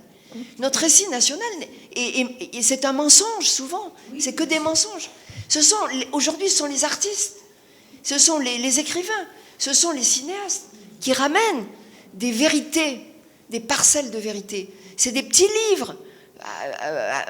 Baya est très impliqué dans l'édition, on peut dire, alternative, en quelque sorte. Hein. Mais c'est très important. C'est dans des tout petits livres qui sont diffusés à 500 exemplaires qu'on trouve des pépites et qui concernent notre récit. Vous savez, un peuple ne peut pas vivre sans récit. Sinon, il est dans le silence. Il est dans le silence. Et les Algériens sont dans ce silence. C'est vraiment un grand silence. Alors c'est bien de laisser la parole. Chou, Monet, à mon avis, tu poses une très bonne question. Et ça Mais, laisse les gens. mais, Ça n'a- 2 minutes. Mais, parce que c'est un échange quand même, non? Sur des questions qui nous intéressent. Donc, mais je pense qu'il y a un travail, comme tu dis, il y a bien sûr, c'est politique, mais le travail de la mémoire prend beaucoup de temps. D'accord? Et tout le monde n'a pas encore fait ce travail, comme le travail de deuil, de prendre la parole, de parler, de réparer, qui m'a trop la réparation. La réparation, c'est pas uniquement de dire oui, j'accepte, voilà la repentance. Tu vois, c'est plus loin que ça. Et elle le dit dans son texte de manière très forte. Donc je pense qu'on peut... mais c'est une question, et effectivement tout est politique.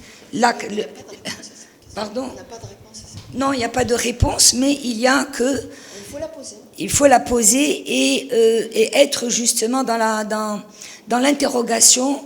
Qu'est-ce qui a été fait dans nos pays? Par exemple, cette enquête dont j'ai parlé de Karima Lazali, c'est quand même, voilà, des choses à multiplier.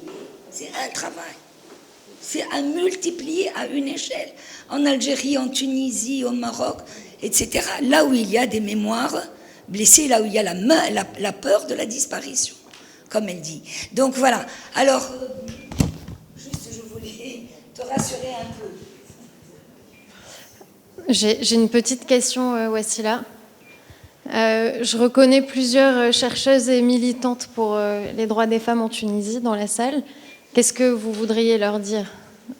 Quel conseil, quelle route vous ouvrez? Alors moi, je vais vous dire, je suis dans aucun parti politique, je ne suis pas enseignante, et je suis bien à l'aise quand je m'écris à moi. Moi, je m'écris qu'à moi. Et je donne aucun conseil. Je donne aucun conseil. Parce que, vous savez, il y a une phrase que j'adore, j'en fais mon mantra d'ailleurs. Je vais me faire broder des chemisiers là-dessus. C'est-à-dire qu'un énoncé n'est concevable, que s'il est émotionnellement ressenti. Et ça, c'est Françoise L'Héritier qui le dit. Le jour où j'ai vu cette phrase, j'ai compris beaucoup de choses. Parce que tout à l'heure, cette jeune femme, c'est Mouna qui nous a dit que, évidemment, en France, il y a tout ce qu'il faut pour tout savoir, mais les gens ne veulent pas savoir. Parce que, émotionnellement, c'est pas acceptable. C'est pas acceptable. Et le problème, c'est de savoir comment on peut faire avancer comment on peut créer ces conditions idéales pour que, justement, ça puisse naître. Et c'est là qu'on tombe dans le politique, etc.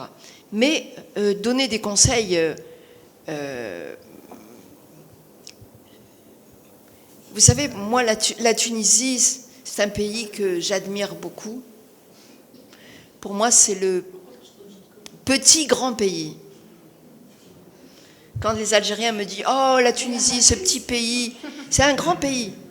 Et peut-être que la Tunisie a réussi à faire parce que vous avez eu une révolution en Tunisie. Vous avez eu une révolution, et cette révolution, elle était possible parce qu'elle a été portée par des jeunes, d'abord, elle a été portée par des jeunes, et elle a été portée, si vous voulez, en Algérie, le Hirak, par exemple, si vous voulez, on peut parler du Hirak, si je compare avec votre révolution. Le Hirak, ça a été formidable, enfin bon, vous savez tout ce qu'on a dit, et c'est vrai, mais ça a été aussi un piétinement.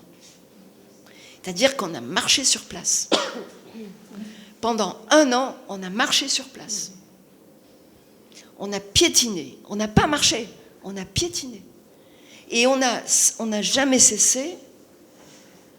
On n'est pas sorti, si vous voulez, de ce carcan de l'idéologie officielle algérienne. On était comme le FLN. On était les enfants du FLN. On voulait remplacer le FLN, mais on n'a pas été capable de le détruire, n'est-ce pas? Or, ce qui s'est passé en Tunisie, Ça ne veut pas dire que c'est cette révolte qui a fait la révolution. C'est qu'il y a eu une jointure avec une société civile qui résiste depuis longtemps. Il y a une résistance en Tunisie. Il y avait des partis politiques, il y avait des associations, etc. Ça, c'est admirable de voir comment ça a pu se mettre en place. En Algérie, il y aurait eu un départ du gouvernement. Je ne peux même pas imaginer de ce qui serait arrivé. Parce que nous n'avons aucune alternative. Il n'y a pas d'alternative. Vous savez, le mouvement féministe en Algérie, il était beaucoup plus fort du temps de la clandestinité, quand les partis étaient clandestins, que maintenant où c'est autorisé. C'est la débandade. C'est la débandade. C'est la débandade. Et donc, donner un conseil à des féministes tunisiennes, non, je ne pourrais pas. Je prendrais des conseils de la Tunisie. Vous voyez ? Comment la Tunisie a réussi à construire. Parce que vous prenez l'association des femmes tunisiennes, c'est démocrates, pardon, l'association des femmes démocrates, avec cette constance d'élire tous les 2 ans une présidente, c'est remarquable. C'est un signe de démocratie qui est rare dans les pays. Voilà, c'est un signe. Mais c'est vrai. C'est vraiment un pays. Il n'y a pas d'exemple. Il n'y a pas d'exemple. Même au Maroc, hein. Même au Maroc. Voilà. Le Hirak. Vous voulez qu'on parle du Hirak? Non, ça les intéresse pas. Si, toutes les filles. D'accord. Toutes les questions. Alors on laisse, vas-y. Ah, Souhad. Pardon, je te le ramène après. Balia, pose des questions. Les copines. Ça va alors, comment vas-tu? Tout ça.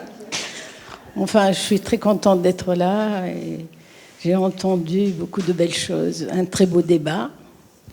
Mais je vais me jeter comme ça, je ne sais pas, après quelque chose qui me vient. Je suis entièrement d'accord avec ta réflexion profonde par ce retour au passé, oui, pour pouvoir...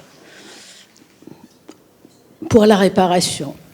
J'ai beaucoup aimé ton image du vase que Sané nous a rapporté.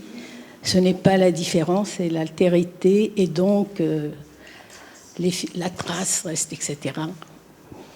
Et on a parlé aussi de l'universalisme. Et la question reste posée. Je ne sais pas, je vais dire quelque chose qui me vient comme ça. Et c'est l'image plutôt d'un autre vase qui fait à la fois la réparation et l'universalisme. Quand je pense, moi c'est ça qui me vient, quand je pense à la situation actuelle de la société française, la France souffre, moi, de manière pernicieuse d'un colonialisme américain. Ben oui, d'une certaine manière. Mais écoutez, elle est enveloppée dans l'Europe soumise aux États-Unis, à ses forces. Est-ce qu'elle est libre, la France? Il y a une domination, qu'on le veuille ou pas. Il y a une domination. Pour dire quoi? La question que je me suis posée, autant j'ai apprécié tout le parcours, le cheminement de ta réflexion, de l'analyse, de l'histoire, et comment justement faire cette réparation, je me dis que les féministes françaises doivent vivre aussi quelque part ces choses-là par le nouveau contexte mondial. On se projette toutes et tous dans un nouveau monde. Et que peut-être cette réparation, il faut la faire avec les matériaux, justement, de ce nouveau monde. On ne peut plus, on va la faire dans la construction, la réparation. On va la faire ensemble. On ne va pas ignorer notre histoire, justement, de coloniser, et etc. Mais la construction, on va essayer d'en faire un autre vase. Et dans l'altérité, comme tu as fait avec Michel, on va faire ce tapis. ce tapis dont tu parlais, pas dans la différence pour garder les fissures, dans l'altérité, une construction commune.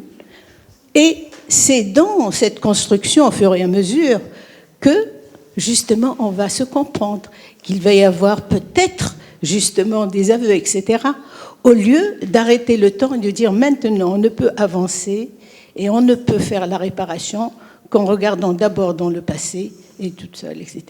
Moi, je verrais un autre vase aussi très beau qui fait à la fois l'universalisme et qui fait la réparation pour tous et qui donne des perspectives pour l'avenir pour tout le monde, la Tunisie et la France, sans oublier la question de l'archive, des informations, de l'histoire et tout ça, il faut la garder.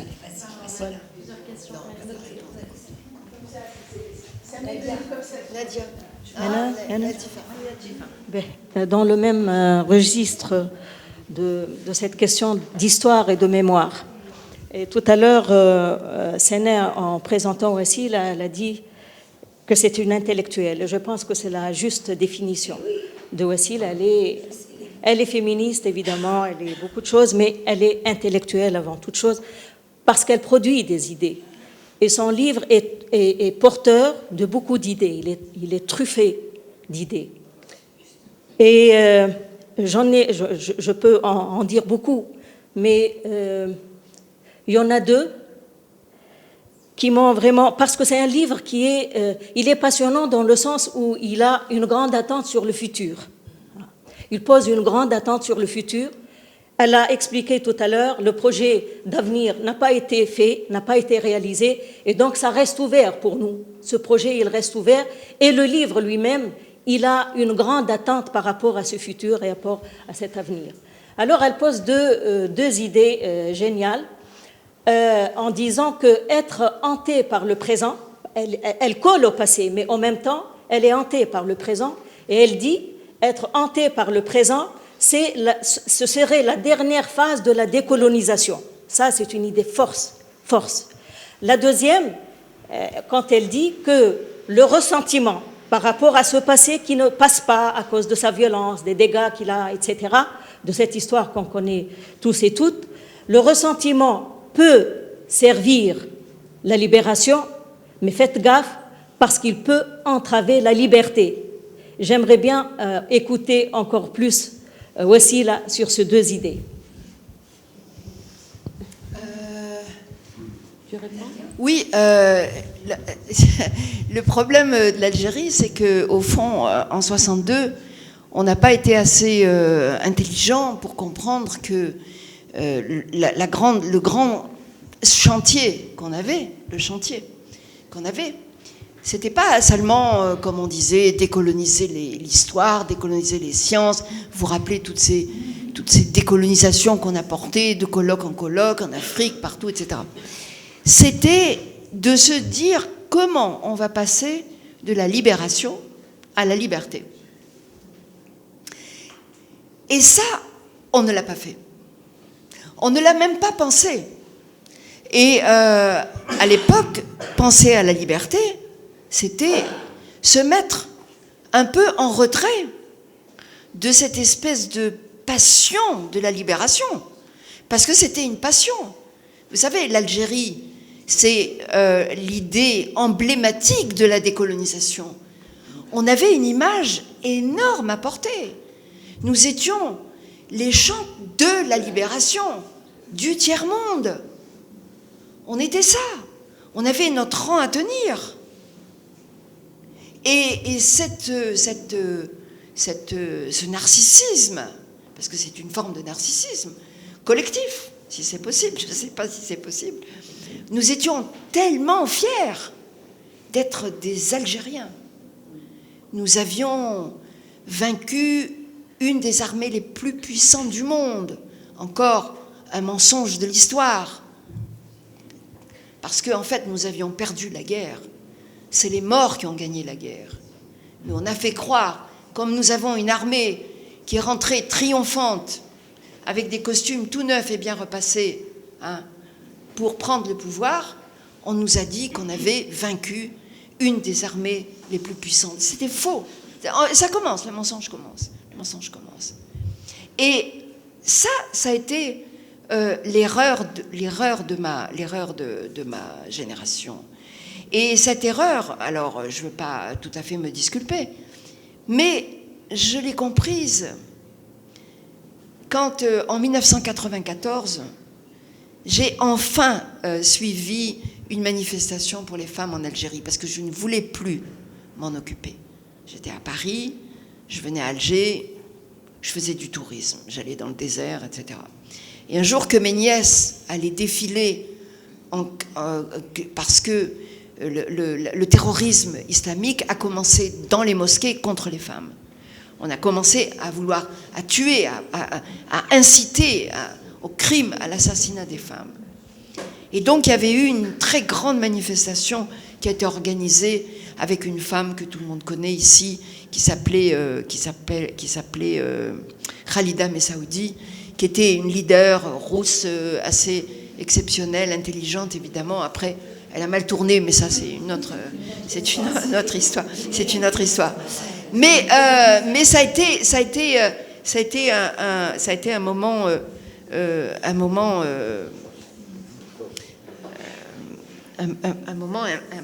important. Et donc là, je vais à la manifestation et je vois de temps en temps quelqu'un qui... À l'époque, j'avais quelques petits cheveux blancs, hein, j'avais pas les cheveux blancs comme ça. Et je vois comme ça un copain défiler qui a un petit peu de cheveux blancs aussi, je lui fais comme ça, avec des jeunes. Et ils étaient magnifiques. Ils avaient les cheveux comme ça, enfin, ils affirmaient leur africanité, ils étaient en jean, ils étaient en couple. Mais pour moi, c'était formidable, parce que nous, on n'était pas comme ça. On sortait du moule bourgeois, petit bourgeois, etc. Et qu'est-ce qu'il disait ? Laissez-nous vivre. Ces jeunes-là, ces jeunes femmes et ces jeunes gens disaient « laissez-nous vivre ». Et pour moi, ça a été lumineux. Nous n'avions pas pu dire « laissez-nous vivre ». D'ailleurs, le livre qui s'appelle « Une éducation algérienne » devait avoir un autre titre. Maintenant, j'ai oublié. Excusez-moi, je perds la mémoire. Hein. Écoutez-moi bien, c'est bientôt la fin. Écoutez-moi bien. Les émotions exilées, ça y est. Mon livre, je voulais l'appeler « Les émotions exilées ». Alors, en passant une petite égratignure aux éditeurs français, il fallait absolument que je mette « algérien » dans le titre. Parce que s'il n'y avait pas « algérien » sur la première page, eh ben, le livre ne se vendait pas, me disait-il. Donc, j'ai pris une éducation algérienne en Flaubert, voilà, une histoire comme ça. Mais les émotions exilées, ça, c'était très important, tu vois. Et tu sais, je pense toujours la même chose. Ça, c'est terrible, je n'avance pas. Parce que, en pensant les émotions exilées, ça me renvoie à ce qui m'intéresse aujourd'hui. C'est-à-dire cet arasement de la subjectivité, qui est le résultat de la colonisation. Nous avons été dépossédés de notre subjectivité. Et quand j'entends ces jeunes filles et ces jeunes gens dire « laissez-nous vivre », je réalise qu'en 1994, nous n'avons pas osé dire ça parce que nous étions coupables d'être vivants. Vous savez, le 1,5 million de martyrs, ce qui est faux d'ailleurs, mais on nous l'a sorti. On a été nourris à 1 million. C'était notre biberon. Et donc nous étions coupables d'être vivants. C'est terrible. Nous avons été coupables d'être vivants. Et nous avons, à ce moment-là, parce que nous n'avions aucune formation politique, puisque le FLN avait ratiboisé tous les partis politiques, il y avait une seule idée, une seule pensée, un seul journal. Nous n'avions pas d'idée politique. Le seul garde-fou, voilà, le mot est important. Le seul garde-fou pour pas faire des conneries, pour pas être en dehors de l'histoire, en dehors de la plaque que nous avions, c'était notre sensibilité, nos émotions. Nous n'avions pas d'émotions. Nous avons mis de côté nos émotions. Et cette idée, je ne l'ai pas inventée.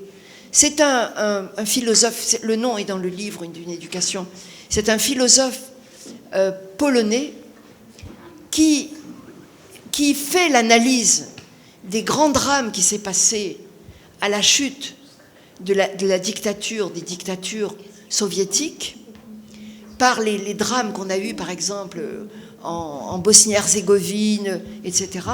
Il dit, si les gens ont été capables de tuer, capables de devenir comme ça des assassins, c'est parce que l'éducation soviétique, c'était de mettre de côté les émotions.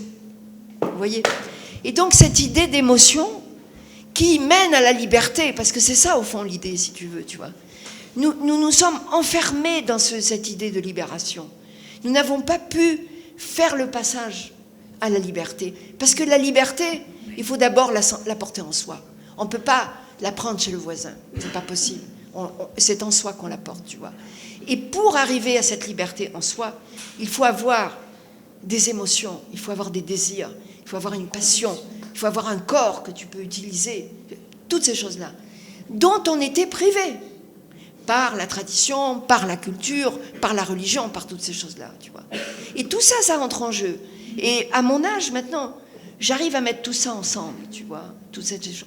Et on est encore en Algérie, le Hirak, parce que le Hirak nous a fait encore de grandes déclarations sur la libération. On a sorti toutes les photos des anciens martyrs de la Révolution. Tout. J'ai dit, mais il n'y a pas de... Et c'est terrible, et c'est terrible. On tourne en rond, on tourne en rond. On est pris dans ce piège de c'est plus l'histoire, parce que la mémoire, c'est pas l'histoire. Et d'ailleurs, je trouve abusif toujours que un projet politique soit basé sur les mémoires douloureuses. Non, on veut de l'histoire, on veut pas de la mémoire. On veut l'histoire.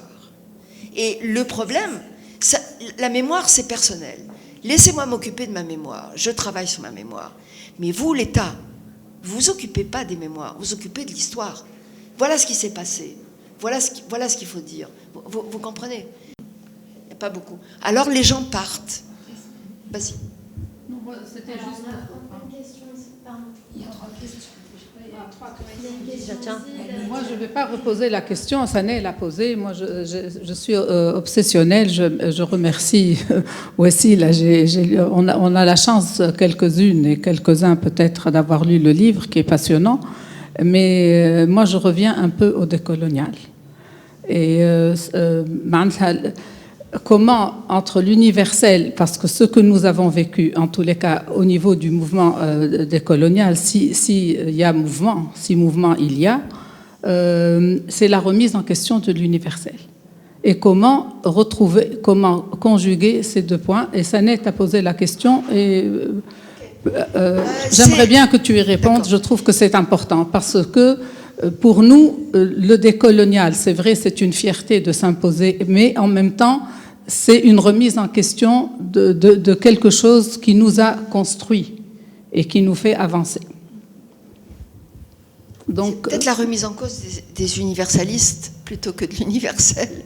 Parce qu'au fond, si tu veux, l'histoire de cette mémoire très ancienne, parce qu'il n'y a pas que les anciens colonisés français, il y a les Indiens, les Amérindiens. C'est encore une mémoire beaucoup plus ancienne. Le décolonial s'adresse pas seulement à aux colonisations du 19e siècle, parce qu'au fond, nous, on est en train de parler du 19e siècle, mais eux parlent du 16e siècle. On revient sur le 16e siècle. C'est-à-dire que cette revendication, c'est une revendication d'être reconnue.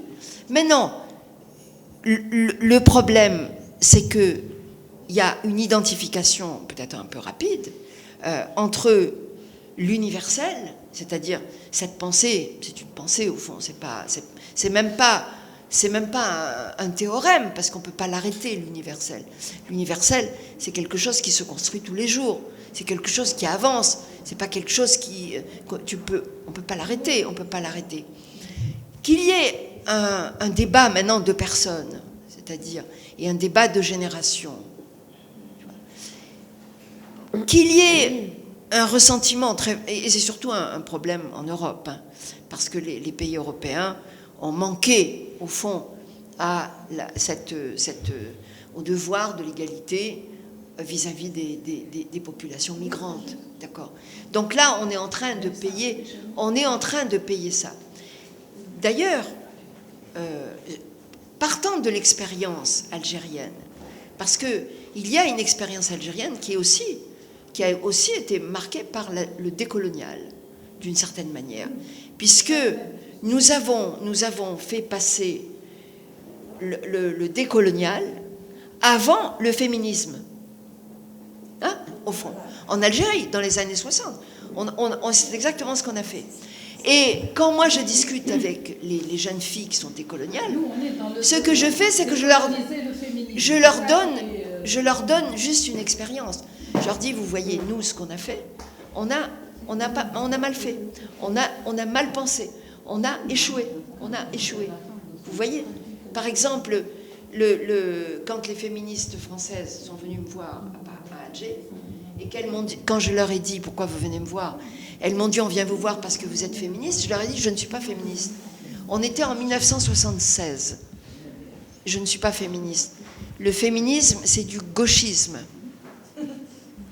On va libérer le peuple et ensuite on libérera les femmes. Et alors, l'ironie de l'histoire, et là vous savez, vous êtes tout au courant, vous savez bien de qui je vais parler, c'est que la personne qui est venue me voir, c'est Françoise Vergès. D'accord? Et quand Françoise est venue et que je lui ai dit, moi je ne suis pas féministe, c'est du gauchisme, nous on va libérer, etc. Quand je la retrouve, 40 ans après, à la colonie, comme l'égérie du décolonial, je lui dis, Françoise, qu'est-ce que tu fais là? Elle me dit, mais enfin, tu me connais quand même. Mais les jeunes ont besoin de mots nouveaux. Voilà exactement ce qu'elle m'a dit. Donc, en réalité, c'est une manière nouvelle de parler. Mais je suis allée plus loin. J'ai incité France Culture à nous inviter toutes les deux pour faire un débat sur le décolonial. Et bien, elle a fait comme ça. J'ai pas pu discuter avec elle. Quand je lui ai rappelé qu'en 1976, je lui avais fait la même réponse qu'elle m'avait fait maintenant, mais qu'entre-temps, moi, j'avais compris qu'il fallait libérer le peuple, mais il fallait qu'il y ait un mouvement féministe fort, autonome, qui défende des idées féministes, avec l'idée de la démocratie en même temps. C'est-à-dire qu'on ne peut pas dissocier les luttes. Voilà ce que j'ai appris avec le temps. C'est qu'on ne peut pas dissocier les luttes. Il y a la lutte de l'universel, il y a la lutte de la décolonisation, il y a la lutte du développement, il y a la lutte il y a toutes les luttes. Le problème des femmes, c'est un problème presque de synthèse, parce que c'est le cœur de la société, vous voyez.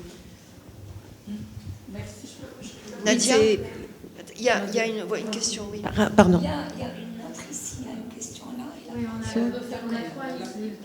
Ah, on a tout le temps, il faut qu'on quitte. D'accord. À quelle heure il faut quitter? Dans une demi-heure. D'accord. Alors très vite. Bon, très rapidement aussi là, merci pour Sané pour la présentation. Ce qui m'a intéressé, bon, j'ai eu l'avantage de lire le livre et de le relire, c'est que quand on aborde l'universel, on se rend compte au fil de l'échange avec Michel, c'est que le féminisme est au cœur de l'histoire, de la mémoire et de l'universel. Et le fait que Wassila soit à la fois avocate, qu'elle ait travaillé sur le féminisme à l'UNESCO, c'est-à-dire le féminisme de la Méditerranée, qu'elle soit aussi critique d'art, parce qu'elle est critique d'art, qu'elle ait les ateliers sauvages, est-ce que c'est pas le féminisme qui est en train de déconstruire l'universel? Parce que l'universel, c'est les lois, c'est le progrès, et le progrès, c'est pas forcément l'égalité. Quand donc Michel, elle parle de Louise Michel, toi tu parles de Nawel Sha'rawi, j'ai oublié son nom. Boudé Sha'rawi, et tu parles de Jamila Bouhired, etc. On se rend compte que c'est la même histoire en fait, tu vois, c'est la même histoire. Et à la fin, quand vous arrivez, donc là, ça devient politique, comment travailler sur l'histoire et la mémoire entre la France et l'Algérie, donc l'universel, il reconnaît le droit international, donc reconnaître la guerre d'Algérie comme crime contre l'humanité et crime de guerre, et là, ils ne veulent pas reconnaître. C'est ce qu'il est en train de dire. Donc elle dit à Michel, est-ce que c'est pas finalement ça? Tu dis l'universel, il faut le déconstruire à la lumière des féminismes. Enfin, pour résumer, hein, parce que c'est ce que tu as ressenti. Donc le féminisme, en fait, est au cœur. Michel voulait faire l'histoire, te faire témoigner sur l'histoire, tu vois. Ça n'a pas été fait. Oui, mais ils ont mis les trucs au point dès le début, tu vois. Et après, c'était vraiment le féminisme. Tu te rends compte que c'est un parcours autre qui s'est passé au fil. Voilà. Posez la question parce que ça intéresse, on peut rebondir à votre rythme. Mais c'est un peu difficile en fait d'entendre cette question qui revient, cette différenciation entre l'universel et le féminisme et le décolonialisme, comme si nous en fait on avait le choix de choisir une extériorité à tout ça. Et qu'en fait, on existe dans tout ça d'une façon contradictoire mais constante, et que c'est vrai que pour faire partie d'un combat, il faut faire abstraction de certaines choses. Aujourd'hui, en tout cas, sûrement pas de nos émotions, parce qu'on n'a tout simplement pas le choix. Mais je ne comprends pas cette question de vouloir absolument différencier l'universalisme, la question, le combat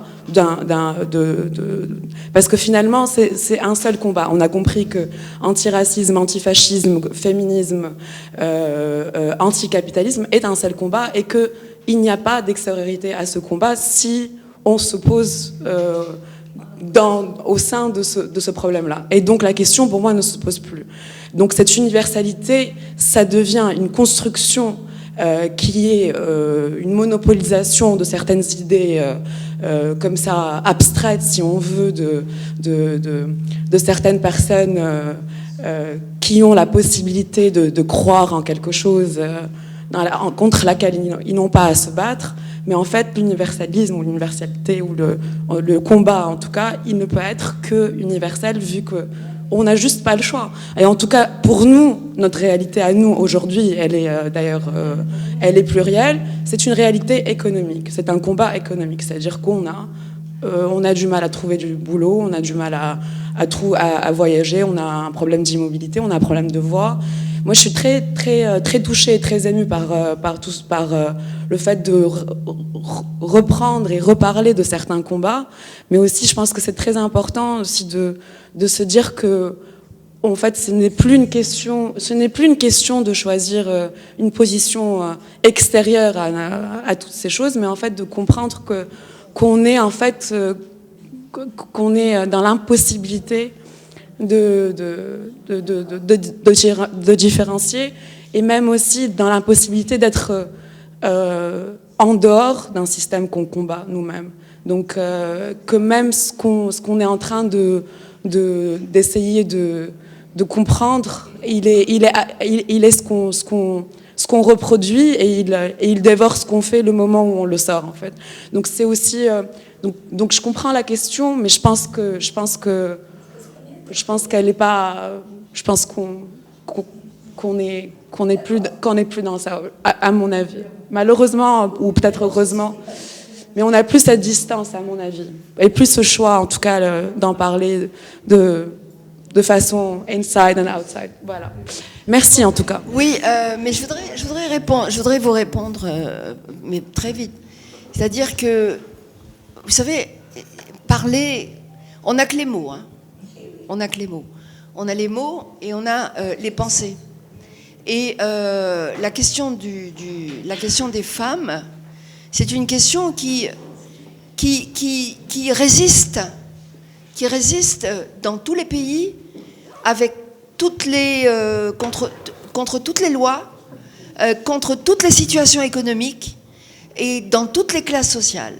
Et ça pose un vrai problème qui continue à rester. C'est-à-dire que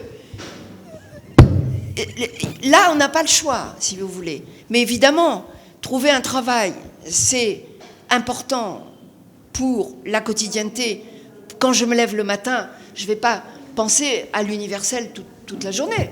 Je ne pense pas à l'universel toute la journée. Et quand je vais au marché, je fais mon marché, je fais ma cuisine, etc. Mais si je prétends, essayez de comprendre les difficultés que vous avez, vous, à trouver du travail. Je suis obligée d'élargir mon champ de réflexion et d'arriver à poser ces questions de la sorte. Vous comprenez? C'est pas parce que... Alors, c'est pas un truc... il faut pas négliger la parole. Parce que le pouvoir... Il y a des paroles-actions. La parole-action, c'est très important. Il y a des actes de parole. Et le féminisme, ça a d'abord été un acte de parole. Des actes de parole. Et tout, pas seulement le féminisme, la démocratie, tous les changements, si vous voulez, ont été des actes de parole. Alors, il y a la morale de la parole. C'est-à-dire qu'on n'a pas le droit de dire n'importe quoi. Et il faut être rigoureux. Il faut être sincère. Et essayer d'apporter une parole qui passe au filtre d'une expérience et d'une vie. Mais on ne doit pas négliger. On ne doit pas négliger l'écrit et la parole. C'est fondamental et c'est très important. Si on veut rattraper un peu un train qui va beaucoup plus vite que nous n'allons, malheureusement, dans nos pays, il faut qu'on construise nous-mêmes nos manières de voir les choses. Il faut qu'on construise nos pensées, notre parole. Nous devons absolument nous réapproprier de notre intellect et de nos manières de penser. Il faut le faire. Et l'imaginaire. Nous devons construire notre imaginaire. Ça, c'est fondamental. Voilà. Je voulais juste vous dire que par rapport à la question, une dernière chose, par rapport à la question de Monia et par rapport à ma question à moi, votre réponse revient toujours à la nécessité d'écrire et la nécessité de comprendre et de formuler des idées et de continuer à faire ce travail-là. Et je suis fondamentalement... Ah ben c'est bien. Alors écrivez. C'est très important. Voilà. Ok, je peux alors, en fait, moi, si j'enchaîne, je vais peut-être enchaîner sur la même question de l'universalité. Moi, je considère qu'aujourd'hui, le monde entier vit dans un système global, universel, qui est le système capitaliste dévastateur.